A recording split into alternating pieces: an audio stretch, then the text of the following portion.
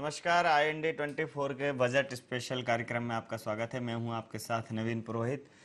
मध्य प्रदेश सरकार अपना बजट प्रस्तुत कर चुकी है। बजट सत्र 2016-17 में सरकार क्या कुछ लेकर आई है, आइए देखते हैं। बजट करीब 1,58,000 करोड़ का है। शिक्षा के लिए 2,400 करोड़ रुपए का प्रावधान किया गया है। कृषि मदों के लिए भी 2,488,000 करोड़ की व्यवस्था की गई है। 38 तरह के कृषि संयंत्र और यंत्र कर मुक्त किए जाएंगे। सिंहस्थ के लिए 298 करोड़ का प्रावधान अलग से किया गया है। पर्यटन के लिए 251 करोड़ का प्रावधान है।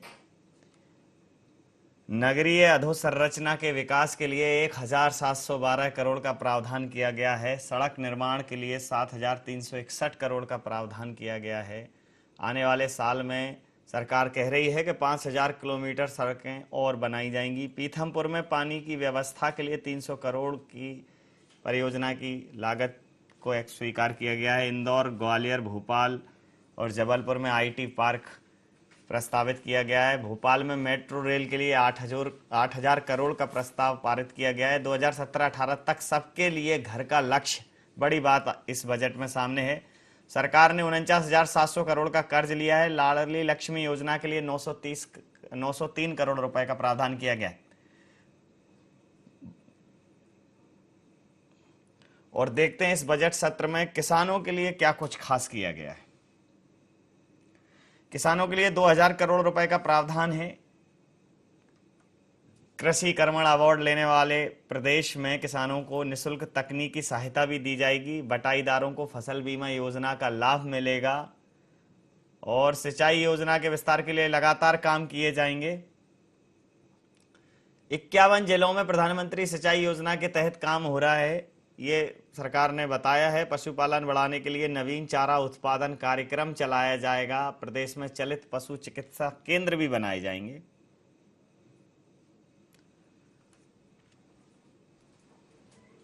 और इस वक्त हमारे साथ स्टूडियो में चर्चा के लिए मौजूद हैं वरिष्ठ पत्रकार श्री राघवेंद्र सिंह साहब और डॉक्टर अंजलि जैन, अर्थशास्त्री प्रोफेसर हमारे साथ हैं। आप दोनों महानुभावों का बहुत बहुत स्वागत है IND 24 में। अंजलि जी, मैं आपसे जानना चाहूँगा कि जिस प्रकार से मध्य प्रदेश का ये जो बजट सत्र आपके समक्ष प्रस्तुत हुआ है, इस बजट सत्र में किसानों के लिए विशेष प्रावधान किया गया है। शिक्षा के लिए प्रावधान थोड़ा कम है, बजट थोड़ा कम पारित किया गया है। और एक और चीज सामने देखने को मिल रही है, वो है सबसे बड़ी बात, स्वास्थ्य को लेकर बहुत कुछ सामने नहीं आया। तो आप इस बजट पर आपकी क्या प्रतिक्रिया रहेगी? मैं निसंदेह आपने बात कही कि कृषि पर ज्यादा ध्यान दिया गया है, तो ये कृषि एक मिला जुला बजट तो है, पर इसमें सारी प्राथमिकता हमारी कृषि क्षेत्र को दी गई है, कृषि के विस्तार को दी गई है। और चूंकि हम 4 बार राष्ट्रीय कृषि कर्मण अवार्ड प्राप्त कर चुके हैं, तो इसी उसमें हम और आगे भी अपना रास्ता तय करना चाहते हैं, और जिसके लिए कृषि को बढ़ावा देना बहुत आवश्यक है। हमने 4 बार जो ये अवार्ड प्राप्त किया है, हम चाहेंगे कि निरंतर हमें ही ये अवार्ड प्राप्त होता रहे, क्योंकि हमारे प्रदेश में खाद्यान्न का उत्पादन बढ़ा है, सिंचित क्षेत्र बढ़ा है। इस कारण से हम लगातार इस अवार्ड को प्राप्त कर चुके हैं। तो हमारे उत्पादन तो बढ़ा है, परंतु उत्पादन बढ़ने के साथ साथ उत्पादकता बढ़ना भी बहुत आवश्यक होता है। प्रति हेक्टेयर हमारी जो उपज है वो कितनी बढ़ी है। और दूसरी सबसे बड़ी बात होती है कि हमारे यहाँ जो किसान आत्महत्या करते हैं, किसानों की फसल बर्बाद हो जाती है, उस और इस बजट में काफी ध्यान दिया गया है। और बीमा, कृषि बीमा की तरफ भी इसमें ध्यान दिया गया है। इसलिए कृषि के लिए यांत्रिकरण की बात की गई। 38 कृषि यंत्रों को इन्होंने सस्ता भी किया। यानी हम चाहते हैं कि हमारे मध्य प्रदेश का जो कृषि क्षेत्र है वो मॉडर्नाइज भी हो जाए, उसमें यांत्रिकरण ज्यादा हो, इसलिए 38 कृषि यंत्रों को टैक्स फ्री किया गया है। तो कृषि के लिए तो ये बजट बहुत अच्छा है, जिससे कि हमारी कृषि में जो उत्पादन वृद्धि हमें मिली है और हम तो उसमें एक निरंतरता बनी रहे, इसलिए बहुत आवश्यकता है कि कृषि को प्राथमिकता दी जाए, जो कि पर्याप्त रूप से इस बजट में परिलक्षित होती है जी। लेकिन दूसरा सबसे महत्वपूर्ण बात जो है किसी भी समाज के लिए, शिक्षा और स्वास्थ्य, ये दो बड़े महत्वपूर्ण पहलू। शिक्षा पे तो थोड़ा बहुत ध्यान दिया भी गया है, लेकिन स्वास्थ्य के लिए बिल्कुल आप नवीन जी, मैं आपसे बहुत ज्यादा सहमत हूं, क्योंकि सोशल सेक्टर डेवलपमेंट जो कि हमारे इस शासन की खासियत है कि हम सोशल सेक्टर पे बहुत ज्यादा फोकस कर रहे हैं, और सोशल सेक्टर पे फोकस करने की वजह से हम, जैसे हमारी लाडली लक्ष्मी योजना का तो प्रावधान इसमें दिया गया, पर हमारी एक लाड़ो योजना भी है जिसके लिए भी हमको राष्ट्रीय स्तर पे अवार्ड मिला था, जिसमें हम चाइल्ड मैरिजेस को बैन करते थे, और हमारे स्वास्थ्य सामाजिक क्षेत्र संबंधी जो अन्य बहुत सारी योजनाएं उन पर फोकस नहीं है।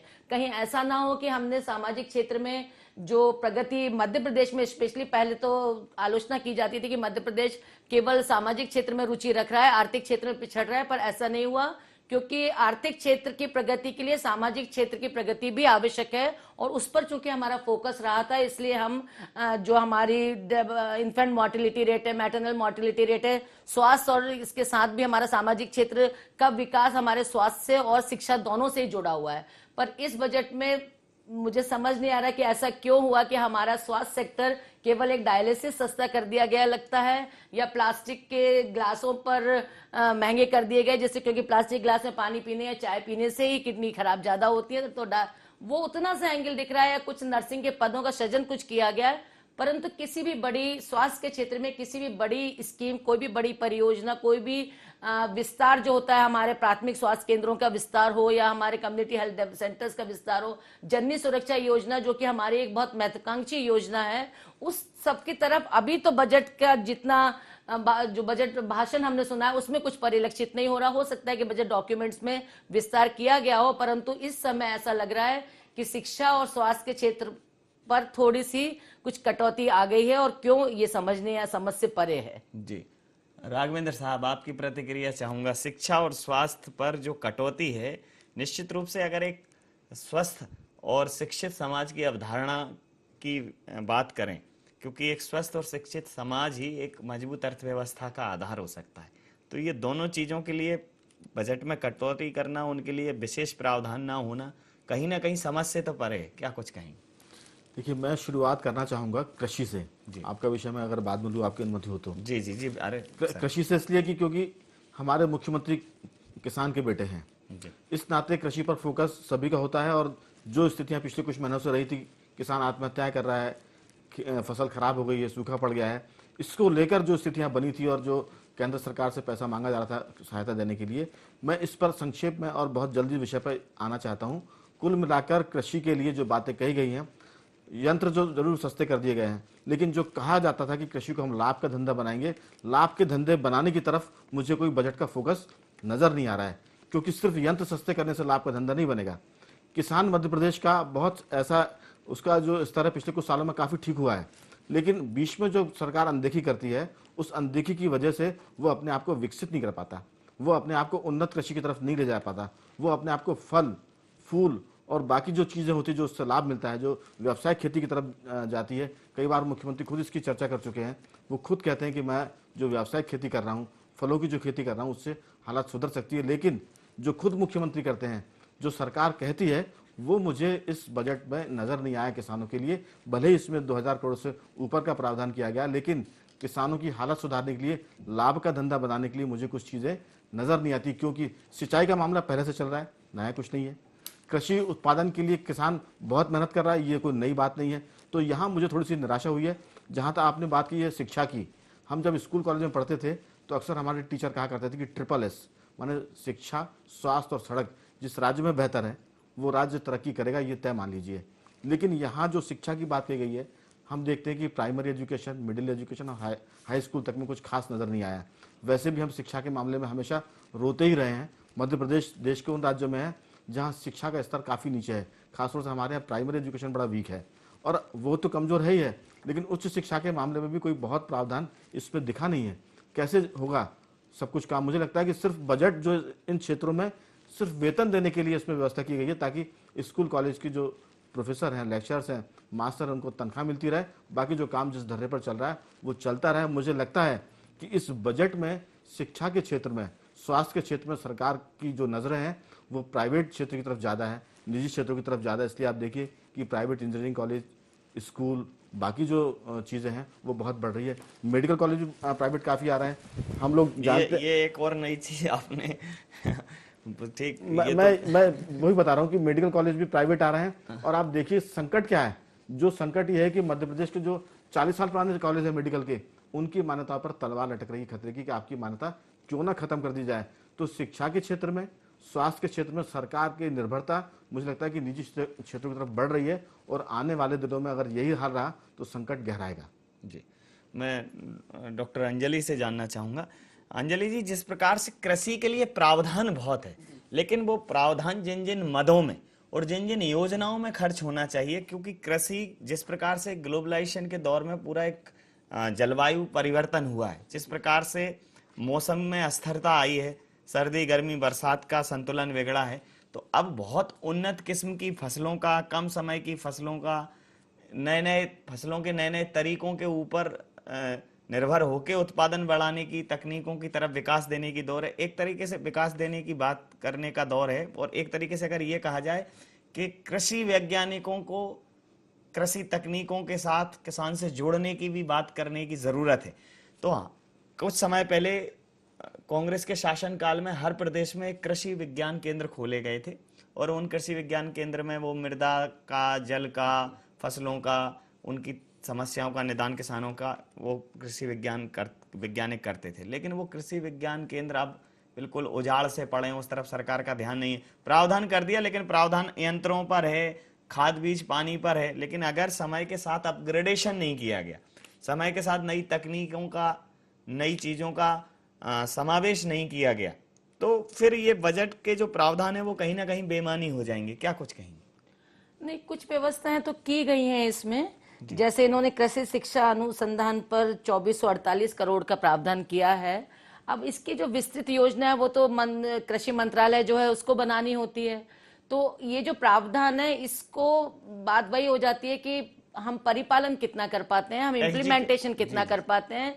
जो स्कीम्स, बजट जो है, वस्तुतः बजट केवल एक दशा और दिशा निर्धारित करता है, और बजट से हमको जब वो दिशा मिलती है तो उस दिशा पर हम आगे क्या कार्य करेंगे, उसको हम कितना सुचारू रूप से करेंगे, उसको कितना प्रॉपर इम्प्लीमेंटेशन जिसे हम कहते हैं, वो कितना हमारा न्याय संगत होगा, इस पर निर्भर करता है कि वो बजट जब अगले साल 17-18 आएगा तो हमारी जो हमारी बैलेंस शीट है वो क्या कह पाएगी। वो इसी पर निर्भर करेगा कि हम इन प्रावधानों को कितना अमली जामा पहना सकते हैं, और उस अमली जामा पहनाने के लिए सरकार को बीच में मॉनिटरिंग भी करना चाहिए। हम फरवरी मार्च में आके तो हड़बड़ाने लगते हैं कि बजट पैसा खर्च करना है, पैसा खर्च करना है। मुझे लगता है कहीं ना कहीं मध्य वर्ष से या जुलाई अगस्त से शुरू हो जाना चाहिए कि जो पैसा है वो हमें दिसंबर तक ही खर्च कर देना चाहिए, जिससे आखिरी में जो हड़बड़ी में हम करते हैं कि हमारा बजट ना लैप्स हो जाए, उससे हम बचें, और जिससे हमारा सही परिप्रेक्ष्य में हमारा बजट खर्च हो सके, वो बहुत आवश्यक है। क्योंकि प्रावधान है, हम खर्च भी करना चाहते हैं, परंतु बस कुछ विषमताएं, विसंगतियां ऐसी हो जाती है। और देखिए, कृषि एक ऐसा क्षेत्र है जो मानसून पे निर्भर करता है। हम कृषि के लिए कुछ भी करना चाहते हैं तो उसमें हमें ये भी बहुत ध्यान रखना पड़ता है, it is a Gamble of monsoon still. तो हमें वो प्रावधान भी आकस्मिक आपदा के लिए हमेशा रखना चाहिए, और उसको जब तक हम नहीं रखेंगे, किसानों को हम ये कहने भर से कि उनको 25, इसमें कहा गया कि 25% तत्काल मुआवजा दिया जाए। होता यह है कि मुआवजा जब तक मिलता है तब तक किसान तो पूरी तरह चौपट हो जाता है। उसकी फसल चूंकि चौपट हो गई तो उसका आय का जो स्रोत होता है वो खत्म हो जाता है, और वो फिर उन्हीं महाजन और साहूकारों के चंगुल में फंस जाता है। और उसकी वजह से जो, क्योंकि उसको वन टाइम इनकम मिलती है, उसको रेगुलर इनकम तो नहीं मिलती पूरे साल, तो जब उसकी फसल बर्बाद हो जाती है तो तत्काल उसको हम एक इनकम सब्सिडी के तौर पर यदि कुछ दें, प्रावधान करेंगे, जिससे उसको जो आय में कमी हुई है उसको वो मीट आउट कर सके, उसको पूरा कर सके, तो वो ज्यादा बड़ी राहत होगी, और उसी से हमारे किसानों की दुर्दशा जो है वो कुछ सुधर सकती है। डॉक्टर अंजलि की बात में एक बहुत बड़ा सरकार के सामने एक सुझाव है। अगर सरकार और सरकार से जुड़े नुमाइंदे इस बात पर को गौर कर रहे हैं या सुन रहे होंगे, या उनके जनसंपर्क विभाग इस चर्चा को सुन रहा होगा कि प्रावधान बजट में कर दिया जाता है, लेकिन उस प्रावधान को अमली जामा पहनाने का कार्य संबंधित विभाग का है। अब होता यह है कि अगर ये प्रावधान साल भर के लिए है कि इस वर्ष के लिए कृषि पर ये बजट खर्च होना है, कृषि विकास के लिए होना है, उन्नत तकनीकों के लिए होना है, शिक्षा के लिए होना है, तो संबंधित योजनाओं का एक तो बहुत गंभीरता पूर्वक और बहुत रेगुलर वे में मॉनिटरिंग करने की जरूरत है। उन पर एक उनका बारीकी से समीक्षा करने की जरूरत है, ताकि साल के अंत तक जो सरकार ने कैलकुलेशन किया है, जो एक कोर कॉम्पिटेंसी तय की है कि वर्तमान में वो कहाँ है और साल के अंत में वो कहाँ जाना चाहती है, तो उसमें कितना उसको मतलब उस पर उसका कितना उसने अमल कर लिया, कितना उसकी प्रोग्रेस हुई, ताकि अगले साल उस चीज को आगे बढ़ाने के लिए जब वो जाए तो उसको ये पता हो कि वस्तुतः स्थिति उस योजना की क्या है, उसके उस बजट की क्या है। अंततः होता क्या है कि साल भर काम नहीं होते, आरोप प्रत्यारोप और एक अकर्मण्यता का दौर चलता रहता है। तो या तो बजट लैप्स होता है या आनन फानन में खर्च कर दिया जाता है, तो जो फायदा मिलना चाहिए वो नहीं मिल पाता है। ये सरकार को अब इस विषय पर गौर करने की जरूरत है, क्योंकि जो ढर्रा चला आ रहा है वो ढर्रा बजट प्रस्तुत हो गया, प्रावधान हो गए, मद बन गए, बस फिर उसके बाद कुछ नहीं। ये एक बहुत मतलब सरकार फरवरी मार्च जनवरी में ही चेतती है लास्ट में, वो कहीं ना कहीं गंभीर है। और इस मुद्दे पर ध्यान आकर्षित किया डॉक्टर अंजलि ने, क्या कुछ कहीं? बहुत गंभीर विषय है। मैं आपको बता दूं कि जो बीजेपी सरकार का पहला कार्यकाल था 2003 से 2008 तक का, उस समय भरूलाल पाटीदार जी एक पूर्व विधानसभा के उपाध्यक्ष हुआ करते थे, मंत्री भी थे वो। उनको योजना आयोग का, योजना मंडल का उपाध्यक्ष बनाया गया था और प्रकारांतर में वो सरकार के काम की मॉनिटरिंग करते थे। जो मॉनिटरिंग की बात आई है वो बहुत महत्वपूर्ण विषय है, क्योंकि संकट ये है यहाँ पर कि सीएम के निर्देशों की मॉनिटरिंग नहीं हो पाती है। तो जब पाटीदार जी, अब तो वो दिवंगत हो गए हैं, उनको जब बनाया गया, उसका योजना आयोग का उपाध्यक्ष बनाया गया योजना मंडल का, तो आप ये जानिए कि वो अपने सामने बीजेपी का घोषणा पत्र लेकर बैठते थे और वो घोषणा पत्र के मुताबिक विभागों से पूछते थे कि जो पार्टी ने घोषणा की है, जो पार्टी ने वादा किया जनता से, उसमें कितना काम हो गया है। और वो उसकी लगातार निगरानी करते थे, मॉनिटरिंग करते थे अफसरों से और मंत्रियों के साथ। तो नतीजा ये हुआ कि सरकार की स्थिति बहुत अच्छी थी, बजट का खर्च बहुत समय से हो रहा था, बजट का प्रबंधन बहुत बढ़िया था और किसी को लगता था कि एक आदमी बैठा हुआ है जो उनसे पूछ रहा है और उसके प्रति उनकी अकाउंटेबिलिटी है। क्योंकि सीएम को बहुत सारे काम होते तो वो ये सब काम करना संभव ही नहीं है। लेकिन जो मॉनिटरिंग की बात हो रही है, उसके लिए मेरा एक सुझाव और है। चूंकि आपने कहा कि अगर सरकार के नुमाइंदे सुन रहे हो तो एक बात वो इसको भी देख सकते हैं कि सरकारी स्तर पर, माने मंत्रिमंडल के स्तर पर एक मॉनिटरिंग कमेटी बने जो हर काम की मॉनिटरिंग करे कि मंत्री के लिए जो सरकार ने लक्ष्य तय किए वो उस पर कितना काम हो रहा है, सीएम की जो घोषणा है उस पर कितना काम हो रहा है और अधिकारियों को जो काम दिए गए हैं वो कितने प्रतिशत कितने महीनों में पूरे हो रहे हैं। अगर ये हो पाए तो सरकार की बहुत सारी दिक्कत कम हो जाएगी। क्योंकि कई बार बजट तो होता है लेकिन ठीक से खर्च नहीं करने की वजह से, उसकी निगरानी नहीं होने की वजह से या तो वो खर्च ही नहीं होता या फिर हम आखिरी के महीनों में जो बात हो रही थी कि फरवरी मार्च जनवरी से उसको बेहिसाब खर्च करना शुरू करते हैं और वो पैसा पानी में जाता है। एक बात तो ये हो गई। दूसरा जो बात मैं सोच रहा था कि सरकार अगर कुछ भी ना करे, जो बजट है उसको गुणवत्ता के हिसाब से खर्च करे, तब भी बहुत कुछ हो सकता है। अगर हेल्थ की बात हम करें जिसको इग्नोर किया गया, लगता है कि सरकार ने इसकी अनदेखी की है, जो अस्पताल हैं इनके पास, अगर उसी में ठीक से काम हो जाए तो जनता की बहुत सारी दिक्कतें खत्म हो सकती है और मर्ज जो है उसका उपाय भी हो सकता है। हम कृषि की बात करें तो कृषि के क्षेत्र में अगर सरकार कहती है कि हम इसको लाभ का धंधा बना रहे हैं, जो सरकार की योजनाएं हैं, अगर उस योजना पर जिलेवार एक निगरानी समिति, आपने बहुत बढ़िया बात की, अगर ये हो जाए, सरकार इसको कर पाए तो आप समझिए कम पैसे में आपको ज़्यादा नतीजे मिल सकते हैं और लोगों को संतुष्टि भी मिलेगी। मगर मुझे अफसोस से कहना पड़ता है कि हमने कई सालों में ये चीज़ें कही तो ज़रूर हैं लेकिन इस पर अमल नहीं हो पाया और इसी वजह से बजट बढ़ रहा है लेकिन नतीजे उसकी तुलना में बढ़ने के बजाय घटते जा रहे हैं। पूरा पैसा उत्पादन पर या व्यवस्था बनाने के बजाय सिर्फ तनख्वाह पे खर्च हो रहा है, सैलरी पर जा रहा है। एक कहावत हुआ करती थी पुराने ज़माने में कि अंग्रेज और मुगल जब थे तो अंग्रेज़ों के समय पैसा जाता था बेगारी में, जब मुगलों का राज आया तो पैसा गया तगारी में, मतलब निर्माण कार्य में। उन्होंने बड़े महल बनाए, किले बनाए। और जब लोकतंत्र आया तो पैसा जाता है पगारी में। पगार पे पैसा बहुत खर्च हो रहा है। आप देख लीजिए बजट का 80% पैसा इंफ्रास्ट्रक्चर पर खर्च होता है, डेवलपमेंट के लिए पैसा बहुत कम बचता है और उसमें भी करप्शन आता है, अव्यवस्थाएं होती है। ये सब चीजें जब आती है तो मुश्किल से 10% आपकी बात पर प्रतिक्रिया लेता हूं। अंजलि जी, ये तो हो गया बजट योजनाओं के लिए प्रावधान, प्रस्तावित खर्च, ये तो उसका एक स्वरूप हो गया, एक अधोसंरचना हो गई, एक प्राइमरी सिनॉप्सिस डेवलप हो गई। लेकिन सबसे बड़ी बात यह है कि सरकार ये पैसा जुटाएगी कहां से? सरकार की आय के स्रोत क्या है? मध्य प्रदेश की अर्थव्यवस्था टैक्सेशन पर ही लगभग निर्भर करती है। सरकार ने एक और बड़ा सेक्टर जो आय का स्रोत हो सकता है, उद्योग धंधों की पुनर्संरचना के लिए उनको पुनर्जीवित करने के लिए और बड़े उद्योग धंधे स्थापित करने के लिए किसी भी प्रकार के बजट का, किसी भी प्रकार की एक बड़ी योजना का यहाँ उल्लेख नहीं किया। तो मध्य प्रदेश, जिस प्रकार से मध्य प्रदेश के वित्त मंत्री ये कुछ समय पहले कह चुके थे कि आम जनता बहुत उम्मीद न रखे और मध्य सरकार के हालात खराब हैं, तो आखिर ऐसी क्या सरकार के सामने समस्याएं हैं जिससे सरकार अर्थव्यवस्था के लिए, सुदृढ़ अर्थव्यवस्था के लिए स्रोत नहीं खोज पा रही है और इस प्रकार का बयान सरकार को देना पड़ रहा है और सरकार कहीं ना कहीं ओवरलोडेड है?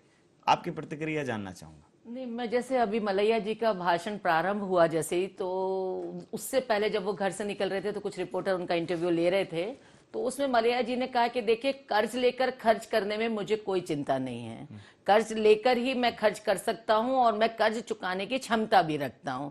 तो सवाल यही है कि अगर हमने कर्ज लिया है तो उस कर्ज को चुकाने के लिए जब तक हमें कैपेसिटी बिल्डिंग करनी पड़ेगी, और कर्ज तभी चुक सकता है जब हम कैपेसिटी बिल्डिंग कर पाए। कैपेसिटी बिल्डिंग के लिए हमको इंफ्रास्ट्रक्चर पर ध्यान देना होगा। हम 11 इन्वेस्टर मीट कर चुके हैं और 11 इन्वेस्टर मीट करने के बावजूद भी हमारा प्रदेश उद्योगों के क्षेत्र में बहुत अधिक पिछड़ रहा है। जो आपके छोटे उद्योग है वो तो लगभग बर्बादी के कगार पे खड़े हैं, ज्यादातर सीख हो चुके हैं, उनको वर्किंग कैपिटल का कोई प्रावधान नहीं मिलता, उनको बहुत मुश्किलों के दौर से गुजरना पड़ रहा है स्मॉल स्केल इंडस्ट्रीज को। जहां तक बड़े उद्योगों का भी प्रश्न है, हमारे यहाँ चूंकि बेसिक इंफ्रास्ट्रक्चर हम लैग कर जाते हैं, इन्वेस्टर मीट पर मीट हम करते जा रहे हैं, 11 मीट बहुत होती हैं, उसमें हम एमओयू साइन कर लेते हैं, परंतु वो एमओयू जो साइन करते हैं हम, मेमोरम ऑफ अंडरस्टैंडिंग जो साइन किए जाते हैं, वो वही बात है कि वो उस पर अमली जामा क्यों नहीं पहनाया जा रहा, वो इन्वेस्टमेंट आ क्यों नहीं रहा, इसको हमें समझना पड़ेगा। और वो इन्वेस्टमेंट नहीं आ पाता, उसकी वजह एक हमारे पास इंफ्रास्ट्रक्चर की कमी, जिसमें हम एयरपोर्ट्स की कमी कह सकते हैं। कोई भी बड़ा उद्योगपति आता है तो नेचुरली वो एयर ट्रेवल करता है। हमारे पास भोपाल के एयरपोर्ट से अभी तक कनेक्टिविटी इंटरनेशनल डेवलप नहीं हो पाई है। इवन हम बैंगलोर के साथ और मद्रास, चेन्नई के साथ भी अभी तक डायरेक्ट नहीं जुड़ पाए हैं। तो जब तक हमारी इंटरनेशनल कनेक्टिविटी नहीं बढ़ेगी, इनलैंड कनेक्टिविटी भी जब तक सारे बड़े शहरों के साथ नहीं बढ़ेगी, हम उद्योगपति हमारे प्रदेश में कब आएगा जब उसको कुछ अधिक सुविधाएं उसके प्रदेश से मिलें। जैसे हम ये कर सकते हैं कि हम उनको कुछ टैक्स हॉलीडे जैसा दें, कुछ उनको अपने प्रदेश में लाने के लिए कुछ बेनिफिट्स तो देना पड़ेंगे आपको। वो बेनिफिट्स देने के हमने, जैसे आईटी की बात चली, 4 शहरों में आईटी पार्क खोले जाएंगे, इन्होंने 52 करोड़ की लागत का पार्क बनेंगे, ये सब प्रावधान भी किया। मुझे बताएं, जैसे मैं शिक्षा से जुड़ी हुई हूँ और शिक्षा के क्षेत्र में मैं देख रही हूँ कि जो पहले ब्रेन ड्रेन होता था वो टूवर्ड्स अमेरिका और टूवर्ड्स इंग्लैंड हुआ करता था, आज वो ब्रेन ड्रेन स्टेट्स में होने लगा। और हमारे मध्य प्रदेश का पढ़ा लिखा जो उच्च शिक्षित वर्ग का विद्यार्थी है, वो विद्यार्थी अगर बाहर तो जाता ही है, बाहर के साथ साथ वो इंटरनली भी जा रहा है, तो वो बैंगलोर जा रहा है, चेन्नई जा रहा है और हैदराबाद जा रहा है, पुणे जा रहा है। हम ऐसा क्यों नहीं कर पा रहे कि हम अपने प्रदेश के विद्यार्थी को अपने ही प्रदेश में नौकरी दे पाएं, और जब हम उसको वो नौकरी दे पाएंगे उसके लिए हमें हमारा इंफ्रास्ट्रक्चर डेवलप होना चाहिए, हमारा आईटी सेक्टर डेवलप होना चाहिए, बड़े उद्योग हमारे पास होने चाहिए। हमारे जो ग्रोथ सेंटर जैसे मंडीदीप है, पीतमपुर है, जो पहले स्थापित हो गए, बस उनके विस्तार की कोई योजना हम लागू कर ही नहीं पा रहे हैं। तो जब तक वो भी दुर्दशा का शिकार, हाँ बिल्कुल दुर्दशा का शिकार हो रहे हैं। जब तक हम उद्योगों को जो स्थापित हैं, 2 चीजें होती हैं, देखिए, या तो आप एक नया रास्ता तय करें, या जिस रास्ते पे आपने चलना शुरू किया था उस रास्ते पे आप सुदृढ़ता से चलें, तो विकास हो सकता है। तो बजाय नया रास्ता खोजने के, आप जो स्टैब्लिश कैपेसिटी है आपके पास, एक आप समझते हैं कि उद्योगों में इंस्टॉल्ड कैपेसिटी होती है, वो इंस्टॉल्ड कैपेसिटी हमारे आगे हम सर्वे करने जाते हैं या हमारे बच्चे करते भी हैं सर्वे, तो हम देखते हैं कि जो इंस्टॉल्ड कैपेसिटी है वो अनयूटिलाइज रह जाती है। क्यों? Because of power shortage. हमारी कैपेसिटी अगर 1000 टन का प्रोडक्शन पर डे करने की है, परंतु यदि हमको 24 घंटे निरंतर बिना बाधित हुए हमको विद्युत सप्लाई नहीं मिलेगी, आपूर्ति नहीं मिलेगी विद्युत की, तो नेचुरली वो 1000 टन की इंस्टॉल्ड कैपेसिटी की जगह 50% प्रोडक्शन कर पाते हैं। तो दोनों चीजें हमें करनी है कि जो स्थापित क्षमता हमारे पास है उसका पूर्ण दोहन करें, उसका ऑप्टिमम यूटिलाइजेशन हम करें, और साथ ही जो नए रास्ते हैं उन नए रास्तों को भी चुने। जैसे वेट की बात है, आप ये कह रहे हैं ना कि हमारे यहाँ क्यों नहीं हो पा रहा, हमारा वेट ज्यादा है। आप निरंतर टीवी न्यूज में सुनते हैं, सभी में सुनते होंगे कि पेट्रोल डीजल पे हमारा वेट ज्यादा होने से हमारा जो प्रदेश है वो 7-8 राज्यों से जुड़ा हुआ है, और हमारे यहाँ आने वाले जो ट्रक है वो सारा बॉर्डर पे से पेट्रोल भरवाते हैं और हमारे स्टेट को क्रॉस करके बाहर चले जाते हैं, वहां पेट्रोल भरवाते हैं। ये हमारा लॉस हो रहा है। तो जो जीएसटी की भी बात हो रही है, यूनिफॉर्मिटी लाने की बात हो रही है, वो सब इसी परिप्रेक्ष्य में है कि जब तक हमारी ये कर ढांचा जो है अन्य राज्यों की तुलना में, हमारे व्यापार व्यवसाय, आप छोटे छोटे उद्योगपतियों से, छोटे छोटे किराना व्यापारियों से बात करिए, छोटे जितने हैं आपके बड़े सेंटर्स आ गए, आपके बेस्ट प्राइस आ गए, सबसे जो किराना व्यापारी है उसकी तो हालत बहुत खराब हो रही है। तो जब तक हम अपने जो बेसिक्स हैं उन पैरामीटर्स पे हम फोकस नहीं करेंगे, तब तक हम आर्थिक रूप से उतनी उन्नति नहीं कर पाएंगे जितनी कि हम करना चाहते हो, जितनी हमारे अंदर क्षमता है। ये राघवेंद्र जी, एक नए दृष्टिकोण से मध्य प्रदेश को देखे जाने की जरूरत है, क्योंकि सरकार कुछ भी कह के पीठ थपथपा ले, हम खर्च कर लेंगे, हम लोन ले लेंगे, हम योजनाओं में राशि प्रस्तावित कर देंगे, मत स्वीकृत कर देंगे, फिर हम लोन चुका देंगे। लेकिन सबसे बड़ी बात यह है कि क्या एक शिक्षित सुदृढ़ समाज की स्थापना कर पाएंगे? अंततः क्या यही सर्किल चलता रहेगा? क्या यहाँ पढ़ने वाला छात्र मध्य प्रदेश के अंदर एक भविष्य नहीं देख सकता? क्या मध्य प्रदेश के अंदर रोजगार धंधे नहीं पनप सकते? क्या मध्य प्रदेश या हमारा देश जो छोटे छोटे लघु उद्योगों पर, छोटे छोटे व्यवसायियों पर टिका हुआ है, रुका हुआ है, बहुत अच्छे से सब जानते हैं, क्या उनको ध्यान में रखकर कोई योजना नहीं बनाई जा सकती? क्या सिर्फ और सिर्फ टैक्सेशन लागू कर देना ही एकमात्र उपाय है? और ये देखे जाने वाली बात है, चूंकि ये प्रदेश मध्य में है, तो इस प्रदेश की कोई ना कोई सीमा किसी ना किसी राज्य को कहीं ना कहीं छूती है, और जब उस राज्य को छूती है तो उस राज्य की व्यवस्था, उस राज्य की अर्थव्यवस्था, उस राज्य की कर व्यवस्था हमारे प्रदेश के व्यवसायियों को, व्यापारियों को आकर्षित करती है। अगर आप चंबल क्षेत्र में जाएं तो पूरा व्यापार राजस्थान और आपका उत्तर प्रदेश, आगरा और जयपुर से कनेक्ट और कोटा से कनेक्ट हो गया। अगर आप इधर झाबुआ बैतूल तरफ चले जाएं तो पूरा नागपुर से कनेक्ट हो गया। इधर उत्तर प्रदेश से बुंदेलखंड का पूरा जो व्यापार व्यवसाय है वो उत्तर प्रदेश से कनेक्ट हो गया। तो ये विसंगतियों की वजह से जो सरकार का जो पैसा था, जो व्यवसाय था, उसका मूवमेंट दूसरी तरफ हो रहा है और डिसेंट्रलाइज हो रहा है कहीं ना कहीं। तो ये भी सरकार को समझने की जरूरत है। बजट घोषित कर देना, योजनाएं बना देना, लेकिन उन योजनाओं पे क्या उनके प्रदेश में काम हो रहा है? क्या उन योजनाओं से उनके प्रदेश में पैसे का मूवमेंट हो रहा है? क्या प्रॉपर एक फाइनेंस का कैश रोटेशन हो रहा है? वो सब चीजें भी समझनी पड़ेंगी, जिसकी तरफ न तो अभिभाषण में कोई बात हुई, न कहीं कोई किसी ने ध्यान आकर्षित किया। बजट था, बजट प्रस्तुत कर दिया, ये तीसरी समझ में आ रही। देखिए, आप जो बातें कही है बहुत महत्वपूर्ण है। मध्य प्रदेश कई राज्यों से घिरा हुआ है, ये नुकसान की भी एक वजह है और हम इसको लाभ में भी तब्दील कर सकते हैं, ये एक अवसर भी हमारे लिए।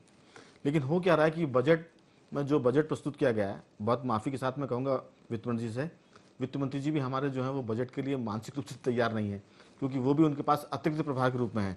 एक फुल टाइमर जो वित्त मंत्री होता है उसका विजन अलग होता है। बजट जो होता है वो सरकार के दृष्टिकोण को प्रस्तुत करता है। जाहिर है कि सरकार का जो दृष्टिकोण है, मुख्यमंत्री का तो ठीक है, क्लियर है, लेकिन सरकार का जो दृष्टिकोण बजट में दिखता है वो बहुत बिखरा बिखरा सा है। जैसे आपने कहा, मैडम ने भी कहा कि उद्योग के मामले में हम पिछड़ रहे हैं। 11 हमने इन्वेस्टर्स मीट कर ली, लेकिन नतीजे में कुछ नहीं आया। सरकारी का आंकड़ा आया था कि हमने 12 सालों में 20,000 करोड़ का इन्वेस्टमेंट लेकर आए हैं। बहुत मामूली चीज़ है, ऊँट के मुंह में जीरे की तरह है। लेकिन जब ये सब स्थितियाँ हों तो हमको अपनी तरफ देखना चाहिए कि हम में क्या खास बात है। मध्य प्रदेश में खास बात यह है कि मध्य प्रदेश कृषि आधारित राज्य है। अगर हम कृषि आधारित उद्योग की बात करेंगे तो हम ज़्यादा आसानी से आगे बढ़ पाएंगे और ज़्यादा तरक्की करेंगे और खुशहाली लेकर आएंगे। क्योंकि उद्योग की तरफ जाएंगे तो हम अडानी, अंबानी, टाटा, इन पर निर्भर करेंगे। कृषि उद्योग पर जाएंगे तो हमारे गांव का जो किसान है, हमारे जो गांव के लोग हैं, वो उनकी भागीदारी बढ़ जाएगी। तो सबसे पहले तो होगा ये कि हम किसानों को गांव से शहरों की तरफ रोकने में सफल हो पाएंगे, एक बात। दूसरी बात यह है कि जो उद्योग किसानों के पास है, मानो शरबती के मामले में मध्य प्रदेश मशहूर है। मध्य प्रदेश का जो इलाका पिपरिया है, नर्मदा जो बेल्ट है, वो दाल के मामले में मशहूर है। बासमती के मामले में हम काफ़ी माने दखल रख रहे हैं पूरे देश में। अगर सरकार इस पर फोकस करेगी, अगर सरकार फूलों पर फोकस करेगी, फलों पर फोकस करेगी, जो हम जिसमें हमारी मास्टरी है, मध्य प्रदेश का शरबती पूरे देश में जाना जाता है, मुंबई में, दिल्ली में, पंजाब में, साउथ में। लेकिन पता नहीं क्या बात है कि सरकार इन सब को छोड़कर जो चीज़ें हमारे पास उपलब्ध हैं, जिसके लिए किसी मीट की जरूरत नहीं है। एक अंजलि जी ने एक बात और कही थी सर, ये तो वो है कि ये एक नई चीज है, इस तरफ ध्यान अगर नए उद्योग धंधे इस तरफ विकसित किए जाएं तो ठीक बात है। लेकिन चूंकि मध्य प्रदेश में पहले से ही कुछ इंडस्ट्रियल कॉरिडोर स्थापित है, मालनपुर हो गया, चंबल की अगर बात करें, ग्वालियर चंबल की, मालनपुर हो गया, बामोर हो गया, इधर इंदौर में पीथमपुर हो गया, इधर ये आपका मंडीदीप हो गया। तो ये जो ऑलरेडी एक कॉरिडोर बने हुए हैं, इनमें बहुत सारी कंपनियां आई और आप देखें कि शने शने करके 50% से ज्यादा उद्योग धंधे बंद हैं या बिल्कुल बंद होने की कगार पे हैं। कुछ एक कंपनियां हैं जो काम कर रही हैं, लेकिन उन कंपनियों के काम करने से उस क्षेत्र की जनता को कोई फायदा नहीं हो रहा। MNCs हैं, वहाँ काम करने वाले 80 से 90% कर्मचारी बाहर से आए हुए, ठीक है, उस जगह का थोड़ा बहुत विकास हो जाता है। बड़ी बड़ी इंडस्ट्रीज की बात करें, बिरला, ग्रेसिम, ये सब बंद पड़ गई। तो जो है आप पहले उसको ही संजो लें, उसको ही सहेज लें, उसको ही सुदृढ़ कर लें, तो भी अर्थव्यवस्था पटरी पर आ जाए। मैं वही बात कर रहा हूँ कि 12 साल में 11 मीट हुई, नतीजा क्या है सबके सामने। अगर आप जिन चीजों के पीछे दौड़ रहे हैं और वो नहीं आ पा रही है, तो आपके पास जो आपकी शक्ति, आप उसको क्यों नहीं पहचानते। आपकी शक्ति है कृषि। अगर आप कृषि के हिसाब से फूड प्रोसेसिंग सेंटर बनाए, मध्य प्रदेश से टमाटर का उत्पादन बहुत होता है। एक बार खबर ये आई थी कि मध्य प्रदेश के टमाटरों ने पाकिस्तान में टमाटर के भाव नीचे कर दिए थे। जब मध्य प्रदेश का टमाटर मुंबई जाता, दिल्ली जाता, तो वहाँ की मंडियों में भाव नीचे हो जाते हैं। आप इस ताकत को पहचाने बगैर उसकी तरह भाग रहे, जैसे कि वो एक मृग मारीचिका होती है कि कस्तूरी है मगर भाग रहे हैं यहाँ वहाँ। आप अगर इस पर ही ध्यान दे देंगे तो जरूरत नहीं आपको विदेश में जाने की। और मुख्यमंत्री की खास बात यह कि वो उसी पर फोकस कर रहे हैं, लेकिन उनका फोकस अलग है और बजट का फोकस अलग दिख रहा है।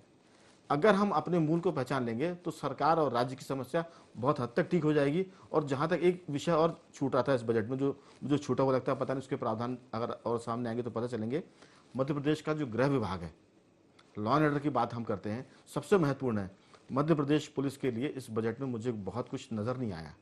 आप देखिए कि हमारे सामने सिंहस्थ आने वाला है, हमारे जो खुफिया तंत्र है उसके लिए कुछ व्यवस्था नहीं है। सरकार पुलिसिंग कितनी बेहतर होगी उसके लिए कुछ व्यवस्था नहीं है। पुलिस की कितनी भर्ती होने वाली इस बजट में उसका प्रावधान नहीं है। अगर हमारी सब चीज़ें बहुत बढ़िया हैं और कानून व्यवस्था खराब है तो भी उद्योग नहीं आएगा। अगर कानून व्यवस्था खराब है तो भी व्यापारी यहाँ से बाहर जाएगा। तो 2-3 जो चीज़ें हैं, स्वास्थ्य है, शिक्षा है, सड़क है, और उसके बाद गृह विभाग। पहले से एक सेक्टर ऑलरेडी मध्य प्रदेश के अंदर बहुत बड़ी उससे जूझ रहा है, वो है रियल एस्टेट का।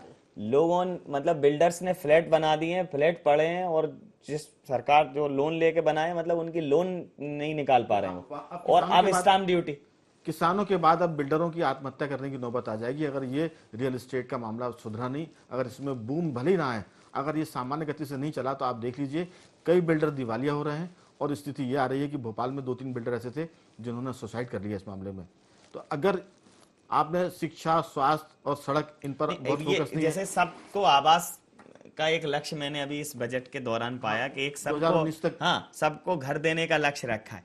तो जब घर बनाने वाले वो खुद इस संशय का शिकार हो जाएंगे, सबसे बड़ी स्टाम्प ड्यूटी जैसे आपने बढ़ा दी। घर बनाने का सपना पूरा करने के लिए सबसे पहले व्यक्ति जमीन ही तो खरीदेगा, और जमीन खरीदने के लिए आपने स्टैम्प ड्यूटी कम करने के बजाय महंगी कर दी। तो नेचुरली जो सस्ता करना चाहिए था, हाउसिंग फॉर ऑल आपका टारगेट है 2019 तक 20 तक आपको पूरा करना है, और रियल एस्टेट जो वैसे उसकी सांस उखड़ी पड़ी है, विरोधाभास सामने आ रहा है। मतलब इस बजट में ये बहुत बड़ा विरोधाभास देखने को मिल रहा है कि हाउसिंग सेक्टर। और मैं बात आपसे अंजलि जी जानना चाहूंगा कि जैसे ये एक और बात है कि सरकार ने सबसे पहले जो प्रस्तावित गाइडलाइन थी, आज की डेट में जो सरकारी गाइडलाइंस हैं आप पाएंगे कि उनका और जो एक चलता था मार्केट भाव, उसमें बहुत ज्यादा अंतर नहीं रह गया। कहीं कहीं तो ये स्थिति है कि गाइडलाइन की विसंगति ये हो गई कि जो वाकई में मार्केट भाव था उससे ऊपर चली गई गाइडलाइन। तो अब जब गाइडलाइन सरकार ने सरकारी रेट ऐसे तय कर दिए हैं कि जिससे कहीं ना कहीं जो एक काले धन का जमीनों की खरीद फरोख्त में लेन देन होता था वो बहुत हद तक रुक गया है, 60-70% रुक गया है। तो अब जिसका पैसा आम जनता की जेब पे जाता है, एक तो गाइडलाइन बढ़ गई तो जनता को तो जो पैसा उसे देना होता था वो दे ही रही थी, लेकिन चूंकि अब स्टाम्प ड्यूटी तो कहीं ना कहीं रजिस्ट्री तो जो खरीदेगा उसको करानी है, तो जब उसको करानी है तो ये तो एक तरीके से बिल्डर तो इससे हाथ खड़े कर लेगा और आम जनता के ऊपर एक बोझ और लद गया। तो सबके घर के लिए सपना कहाँ मकान इसमें का सपना बिल्कुल एक बेसिक सपना होता है। सबसे पहला हर व्यक्ति चाहता है कि उसके सिर पे एक छत हो, और उस छत को लिए जो जमीन चाहिए वो आपने महंगी कर दी। तो ये बजट में किस तरह की जमीन बात महंगी कही कर दी, गई? जमीन की फिर रेवेन्यू स्टाम्प हाँ, ड्यूटी जी महंगी कर जी। दी, दो चीजें। तो उसमें फिर आप किस तरह से सबका मतलब अपना घर सबके पास हो, वो आपका लक्ष्य कैसे पूरा होगा? ये विसंगति इस बजट में क्यों लाई गई समझ नहीं आ रहा। ये बिल्कुल समझ से परे बात है कि हम अपने लक्ष्य को पूरा करने के लिए जिस रास्ते पे हमको चलना होता है उससे हम इधर उधर डाइवर्ट क्यों कर रहे हैं? एक और बड़ी बात अंजलि जी, आपसे मैं जानना चाहूंगा, एक अर्थशास्त्री होने के नाते कैश फ्लो, कैश रोटेशन, कैसे चीजों पर फर्क पड़ता है जब सब कुछ बहुत क्रिटिकल है मध्य प्रदेश सरकार के सामने। मध्य प्रदेश के वित्त मंत्री इस बात को कह चुके थे। इसी बजट सत्र में विधायकों की और जो भी हमारे जनप्रतिनिधि हैं, मतलब जनपद पंचायत अध्यक्ष वगैरह भी मांगे उठाने लगे हैं, कैबिनेट मंत्री दर्जा प्राप्त लोग भी मांगे उठाने लगे हैं कि भैया हमारी तनख्वाह जो है उनको डबल किया जाए। जो आपने भी बात कही कि पहले बेगारी में, फिर तगारी में और अब पगारी में, तो बहुत सारा हिस्सा तो आपका सिर्फ इसी में चला जा रहा है। और जब अगर ऐसी क्राइसिस है तो फिर ये क्राइसिस जो लोग पूरा तंत्र चला रहे हैं, सबसे पहले सिस्टम तो उन पर ही लागू होता है कि नहीं, कटौती हम अपने से ही शुरू करते हैं। जब आप अपना वेतन डबल कर लोगे तो आप कैसे एक शिक्षा कर्मी को, कैसे एक संविदा फार्मासिस्ट को, कैसे एक गुरुजी को, कैसे एक आयुष चिकित्सक को ये रोक पाओगे कि नहीं आपको पर्याप्त दे दिया? शुरुआत तो आपसे करनी पड़ेगी। ये विरोधाभास और झलक रहा है और ये बिल्कुल सर्वसम्मति से पास होने वाला है। क्या कहेंगे राघवेंद्र जी? मैं तो ये कहूंगा कि सरकार की जो नीयत है, मैंने उसकी करनी और कथनी में फर्क दिख रहा है, इसलिए सारी विसंगतियां हैं। आप देखिए कि अगर आप गलत दिशा की तरफ उस कहेंगे कि ये पूर्व है, तो फिर तीनों दिशाएं नहीं मिलेंगी आपको। सरकार की जो दिशा है वो गलत तरफ है। अब वो उसके मिलाने के लिए वो चाहे जो कुछ करें, पूरा पश्चिम मिल नहीं पाएगा। तो उसकी वजह मैं मानता हूं कि फुल टाइमर इनके लिए एक फाइनेंस मिनिस्टर की जरूरत है। अभी जो फाइनेंस मिनिस्टर है वो पार्ट टाइमर है, तो जाहिर है कि पार्ट टाइमर फाइनेंस मिनिस्टर वैसे ही काम करेगा जैसा हो रहा है। आपको एक विशेषज्ञ की जरूरत है जो वित्त मंत्रालय को समझे, जो वित्त प्रबंधन को समझे, कर कैसे आपको मिले, कर से वसूली कितने आराम से हो, ये सब चीजें जिसके पास होगी वो विभाग को ठीक से चला पाएंगे। अभी ये जो काम हो रहा है सिंचाई के साथ साथ, इसलिए दिक्कत पैदा हो रही है। और ये चूंकि मंशा है कि हम सब ठीक करें, लेकिन खुद का जब नंबर आता है तो सारी नैतिकता, सारी जन कल्याण की चीजें एक तरफ हो जाती है। जैसे आपने कहा कि ये होने वाला है, अगर ये हो गया तो फिर जनता समझेगी कि आप कल्याण की जो बातें कर रहे हैं वो सिर्फ बातें हैं, बाकी आपका उद्देश्य कुछ और है। निश्चित रूप से कहीं ना कहीं अर्थव्यवस्था घर के मुखिया के ऊपर निर्भर करती है और वित्त मंत्री घर का मुखिया जो पूरा अर्थव्यवस्था चलाने की जिस पे जवाबदेही है वो ही पार्ट टाइमर है मुखिया। ये भी बड़ा चिंतनीय है मध्य प्रदेश के लिए। और जिस प्रकार की विसंगतियां इसमें निकल कर आई हैं, कहीं ना कहीं इस बजट पर अगर ये कहें कि ये बजट ठीक ठाक है, कहीं भी इसमें बहुत गंभीर और बहुत दूरदर्शी सोच के साथ इस बजट का प्रस्तुतिकरण नहीं किया गया है। आप दोनों लोगों ने जिस प्रकार के बजट के ऐसे ऐसे पहलुओं को टटोला, ऐसे ऐसे मुद्दों को इस बजट पर आपने छुआ कि उसकी हकीकत सामने आई। निश्चित रूप से प्रदेश की जनता समझेगी, सोचेगी कि प्रदेश के मुखिया उनके साथ क्या कर रहे हैं और कैसे कर रहे हैं। सरकार को भी सोचना बहुत जरूरी है। सरकार के वित्त मंत्री इस वक्त एक अभिभाषण प्रस्तुत कर रहे हैं। हम इस चर्चा को यहीं समाप्त करेंगे। आप दोनों महानुभावों का बहुत बहुत धन्यवाद, बहुत बहुत आभार हमारे साथ चर्चा में शामिल होने के लिए। और आपको सीधा ले चलते हैं कि वित्त मंत्री जी क्या कुछ कह रहे हैं, आइए सुनते हैं।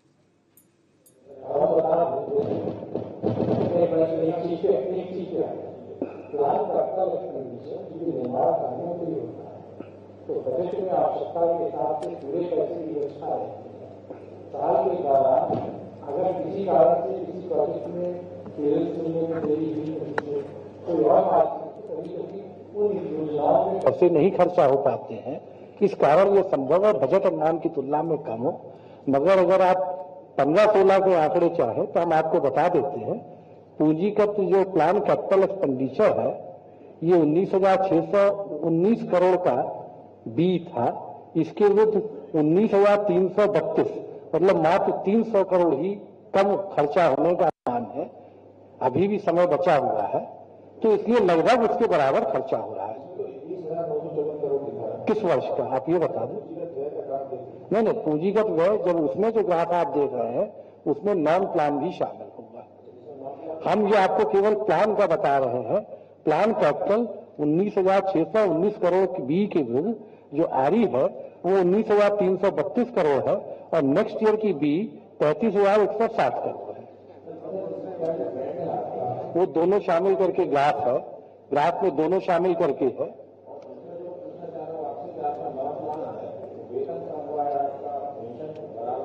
ये बी की तुलना में कम हुआ होगा। जो आप सामने देख रहे हैं तो बी की तुलना में आपको कम दिख रहा है, क्योंकि बी में यह है कि महंगाई के लिए प्रावधान ये मानते हुए कि 8 से 10% तक महंगाई बढ़ सकती है तो डीए देना पड़ेगा, मगर अगर महंगाई नियंत्रण में है 5 से 6% बढ़ी तो नेचुरली उसमें थोड़ी सेविंग हो जाती है। नहीं, टोटल जो है नहीं टोटल इस साल से अगले साल की तुलना में जो इंक्रीज है ये मात्र 11% का लिखा है, इसमें कोई दिक्कत तो नहीं है। ये सैलरी में होता है। अगर आप बैकअप चाहेंगे तो सैलरी होगा, पेंशन होगा, इसमें इंटरेस्ट पेमेंट का होगा। ये non plan expenditure non plan expenditure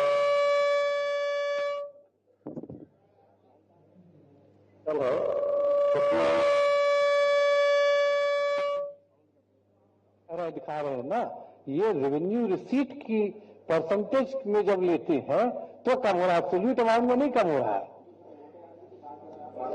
non plan revenue expenditure में वो सब जोड़ेंगे तो वो टोटल कंपोनेंट उतना आ जाएगा। सैलरी का कंपोनेंट कम हो रहा है लेकिन दूसरे कंपोनेंट भी हैं उसमें, सैलरी और पेंशन के अलावा।